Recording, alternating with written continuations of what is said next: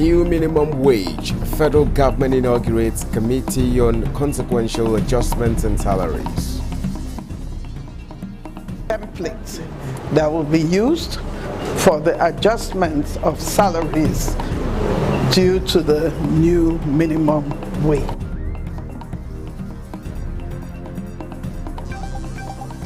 Vice President Kashim Shettima takes message of hope to internally displaced persons camp in Niger State. We are staying here for 6 years and government is helping us for food. But we need to go back to our village.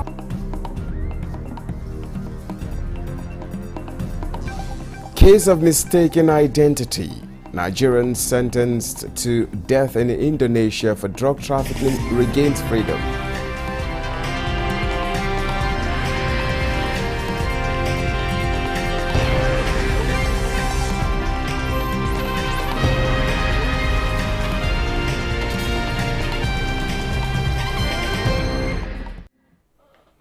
Hello and welcome to the news at 11 on Nta News24, reaching you live from Abuja, Nigeria's capital. My name is Justin Bemui.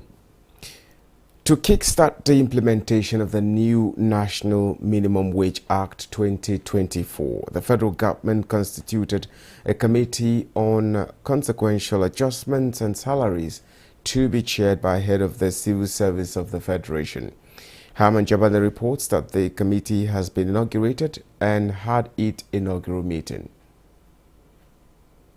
The Committee on Consequential Adjustment in Salaries was set up arising from the provision of the National Minimum Wage Act 2024 in order to maintain a fair and equitable salary structure for federal civil servants as a result of the minimum wage now fixed at 70,000 naira, representing 133.33% increase from the previous minimum wage of 18,000 naira.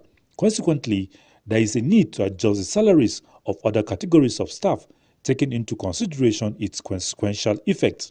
The committee, which has as part of its terms of reference to negotiate and agree on the consequential adjustments in salaries arising from the provision of the National Minimum Wage Act 2024, among other things, has 16 members, with head of the Civil Service of the Federation as chairman. And the terms of reference of this committee is to develop a template that will be used for the adjustments of salaries due to the new minimum wage. Wish us a very peaceful and a sincere negotiation that will help build this nation and motivate the Nigeria workers to put in their best in executing and implementing government policies. The committee members were urged to recognize the significance of the assignment in the best interest of the public service and the nation as a whole.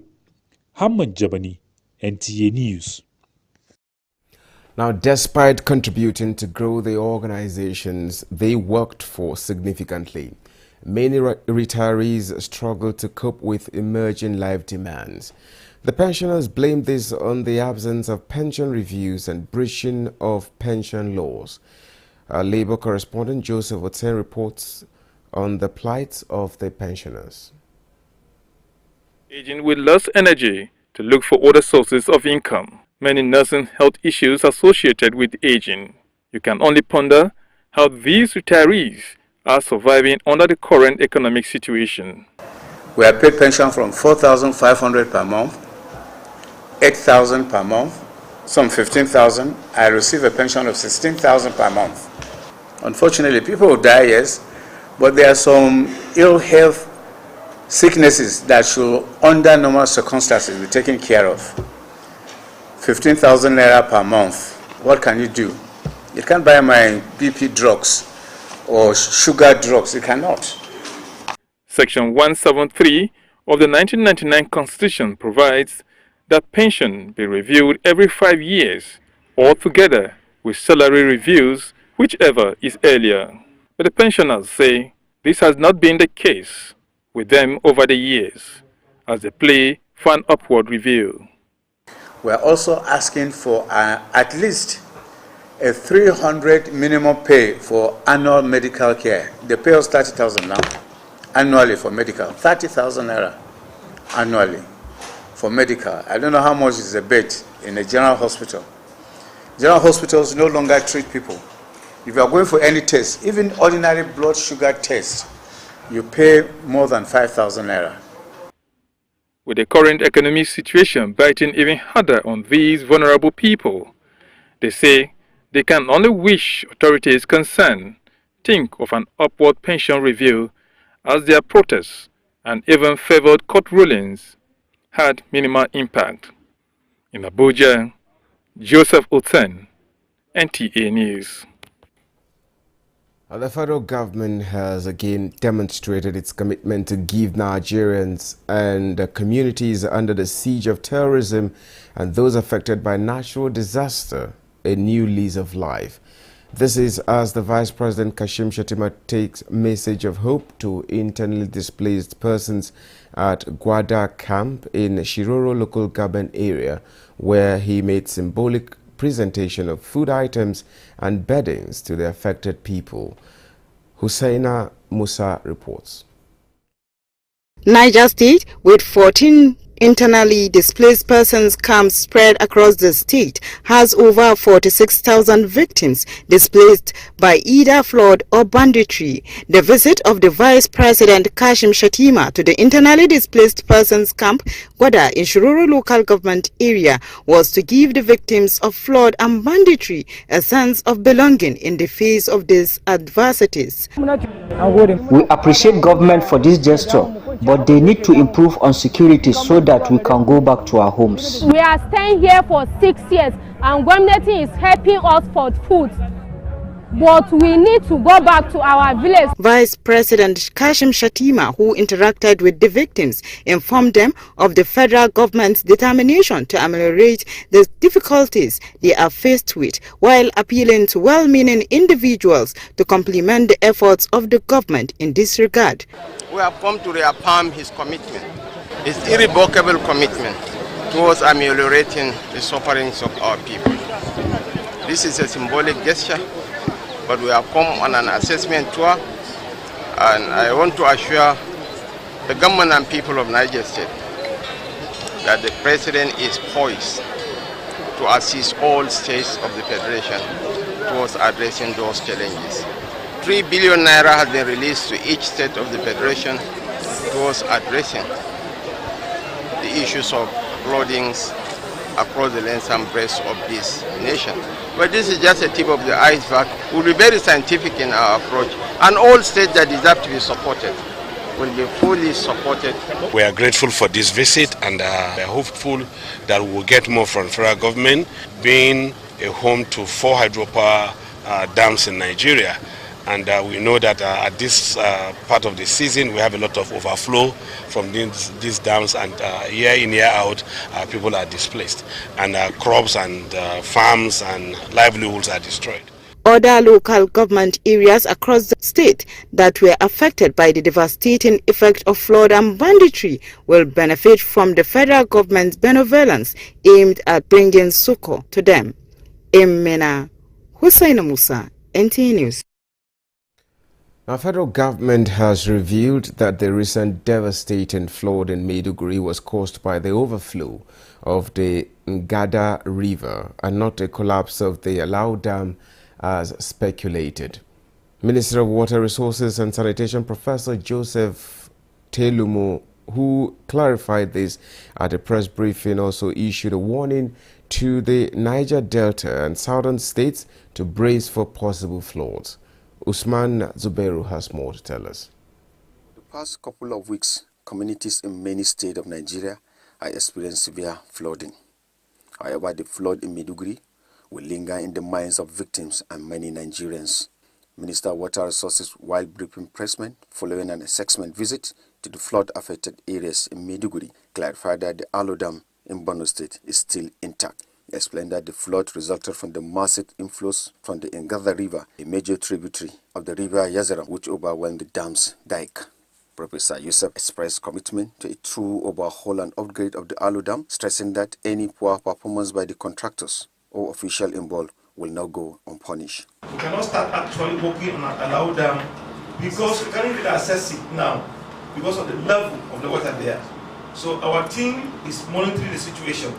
So when it gets to that point where we can exactly tell what we can do, then that report will come up and we can tackle that ahead of time. It's one of intense flooding in the Niger Delta region and other southern states, and advise government and stakeholders to activate emergency measures to mitigate the impact. More of the water that has been flowing in our rivers and some of our hydraulic channels will increase, and that was the reason why we gave this early warning. The ministry promised to provide sanitation kits and water treatment facilities for displaced persons as part of immediate interventions. In Abuja, Usman Zubair, Nta News. Now, the Kogi State Akrisal project has launched a land restoration program to combat land degradation and boost agricultural productivity. The project, with technical support from Food and Agricultural Organization, is said to be in its first phase and aims to restoring 200 hectares of degraded land across 11 locations, including Ajovo, Achoze, Odugbo, Kaba, Eti, Ete, Ojodu, Ocheja, Bata, Owara, and Okumi. The program seeks to strengthen farmers and extension services capacity to adopt climate-smart agricultural practices through training, technical assistance, and financial support. It will enable farmers adopt practices like drought-resistant crop varieties and agroforestry, improving their livelihoods. The project promotes sustainable land management practices to restore land health and productivity, enhance ecological resilience, and support community well-being. Currently, we are preparing the land using tractors for plowing and ridging, and planting has commenced.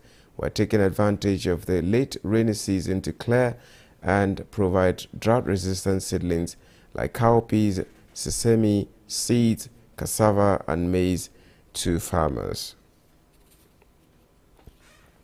And the federal government has announced that loading of the first batch of premium motor spirit, also known as petrol, from the Dangote refinery to commence this Sunday, 15th September 2024. Also, from 1st October, the NNPC will commence the supply of about 385,000 barrels per day of crude oil to the Dangote refinery to be paid for in Naira. Chairman, Federal Inland Revenue Service, Zach Adedeji, who made this known for the Implementation Committee, which is chaired by the Minister of Finance, has also allayed fears that refined crude from Dangote is being boycotted by marketers, saying that the NNPC will henceforth buy directly from Dangote and sell to marketers for onward distribution. Will commence on Sunday, 15th September 2024. In return, Dangote Refinery will supply PMS and diesel of equivalent value to domestic market to be paid for in Naira.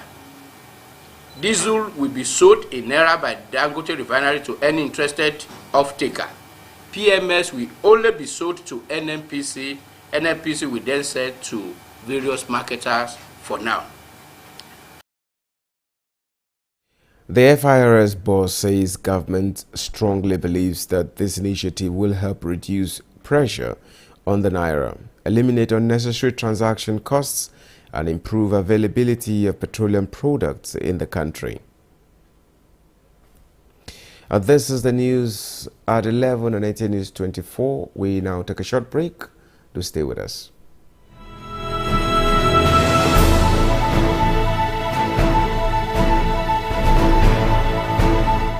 From the creeks of the Niger Delta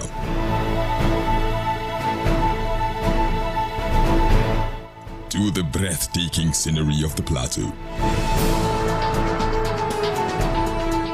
in noonday and nighttime, we set out to bring to you captivating stories that evoke your emotions. 4 fascinating documentaries and reports on day-to-day issues with expert analysis, Tune in to NTA News24, DSTV Channel 419, GoTV Channel 26, StarTimes Channel 101 and 433, and Free TV Channel 703.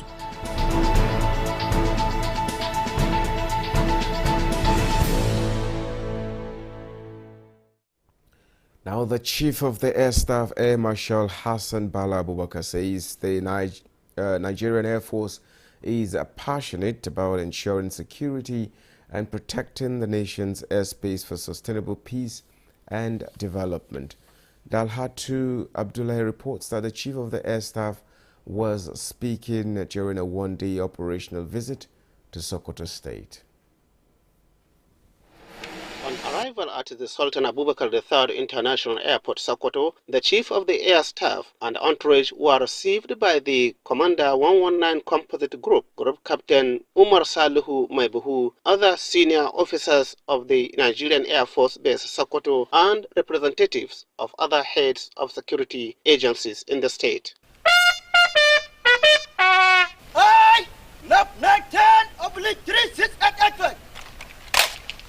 The visiting 22nd Chief of the Air Staff, Air Marshal Hassan Bala Abubakar, was led by the Commander 119 Composite Group to inspect some units of the Sultan Abubakar III International Airport, Sokoto. Air Marshal Bala Abubakar took time to inspect the ongoing construction of the standard drainage system at the 119 Composite Group of the Nigerian Air Force Barracks, Sokoto. The Commander 119 Composite Group also conducted round the Chief of the Air Staff to inspect facilities available in the Air Force Barracks. At the Government House, Sokoto, Air Marshal Hassan Bala Abubakar interacts with the Deputy Governor Idris Muhammad Gobir and assured of the Nigerian Air Force commitment to collaborate with other sister security agencies to end banditry in the Northwest region. He revealed that airstrikes have increased significantly to flush out bandits, adding that 22 more bandits were neutralized in Shiroro through such sustained operations. So the aim of my visit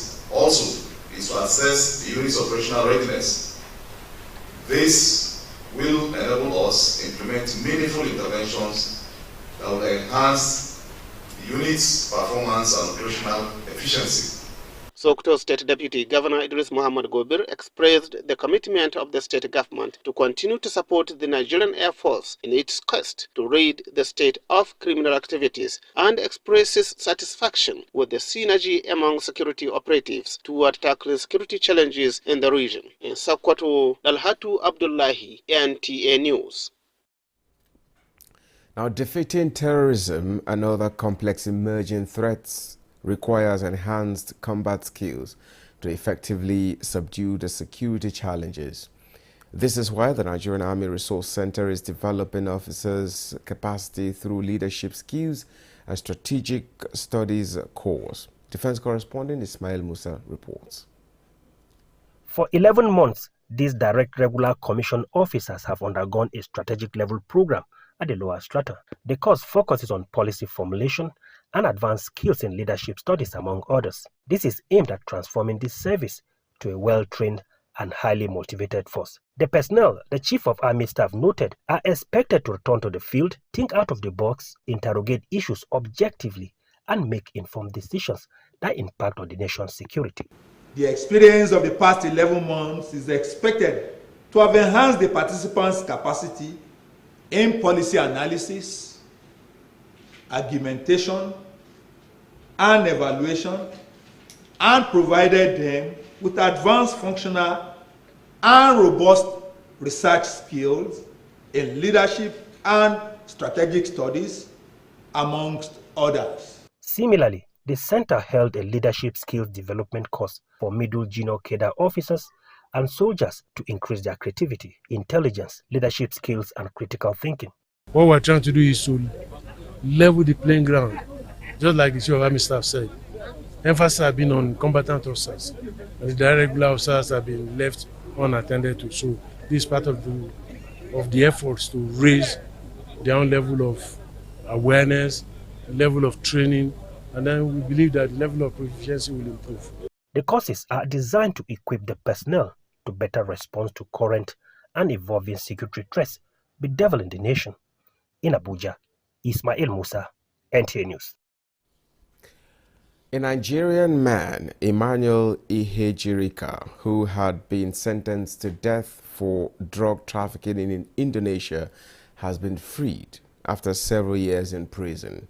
A statement by the Diaspora Commission says the man regained freedom after his case was taken up by a Nigerian lawyer based in Washington, D.C., Emmanuel Isha Ogebe.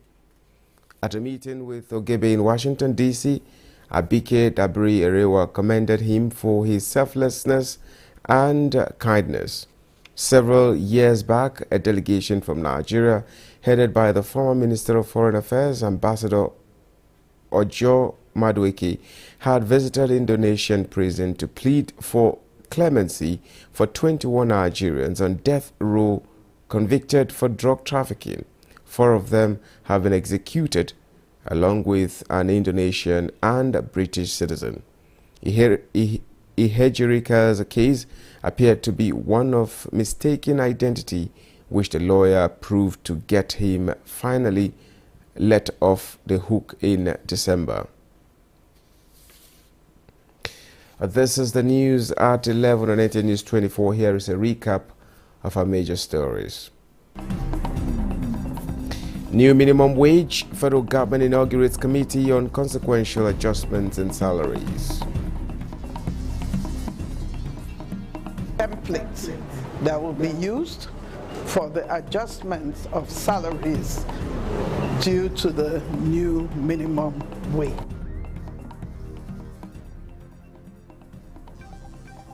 Vice President Kashim Shettima takes message of hope to internally displaced persons camp in Niger State. We are staying here for 6 years and government is helping us for food. But we need to go back to our village.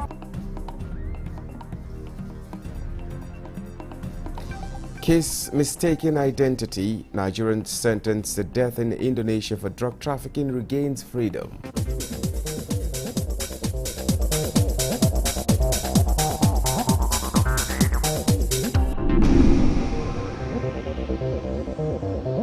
This is Nta News 24. Now, the federal government has declared Monday, 16 September 2024 as public holiday to mark the celebration of the Eid al-Maulid, birth of the Holy Prophet Muhammad, peace be upon him. The Minister of Interior, Olubunmi Tunji-Ojo, who made the declaration on behalf of the federal government, congratulates Muslims both at home and in the diaspora on this occasion. Tunji-Ojo urges them to imbibe the virtues of patience, sacrifice and resilience in the spirit of the season and seize the opportunity of the period to pray for enduring peace and a more prosperous nation. Now, the national leadership of the People's Democratic Party says its refusal to sign the peace accord ahead of the September 21st governorship election in Edo State is not a sign of running away from responsibility, but rather pointing to Nigerians that there is suspicion ahead of the poll. This was at a media briefing in Abuja. Correspondent Timothy Yusuf reports. Even in the face of our suspicion ahead of the election, we are going to participate. We will come out en masse and we will defend our votes with our blood, says the acting national chairman of the PDP, Umar Damagum, flanked by members of the National Working Committee. Peace accords. We could not sign, we could not be part of that because we gave a condition. And it is their responsibility to make sure that these conditions are met. Where there are arbitrary arrest of members of only one particular party, then that means something is enough. So what peace are we going to sign for who? PDP therefore demands for the immediate redeployment of the State Commissioner of Police, Lemo Edwin Ivo, and the INEC resident commissioner in the state, Dr. Anubum Onoha. A situation whereby even a law-constituted organ is being disbanded unlawfully by a law enforcement agent, you know that something is in the offing. He explained that it was obvious that the PDP candidate, Dr. Aswe Godalo, is heading to victory with almost 70% of the expected votes because of the overwhelming support of the majority of the people of Edo State across party lines. Timothy Yusuf, Nta News. This ends the news at 11 on Nta News 24. Thank you so much for being there. My name is Justin Bemu. You do have a wonderful night, trust.